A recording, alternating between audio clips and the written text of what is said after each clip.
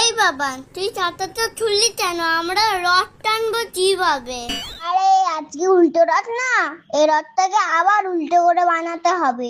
চাকা ওপরে থাকবে আর মাথা নিচে থাকবে। বাবা, তুই তো জানিস রে।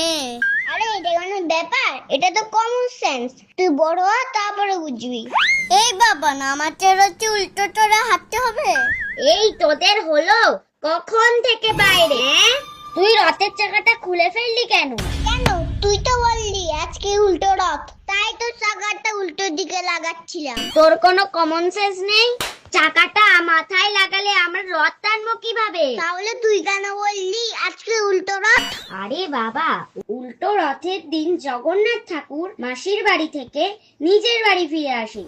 তাহলে বললেই হয় ঠাকুরের বাড়ি যাওয়ার রথ। শুধু উল্টো রথ করে যাচ্ছিস।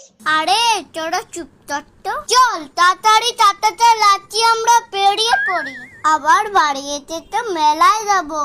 জয় জগন্নাথ। জয় জগন্নাথ।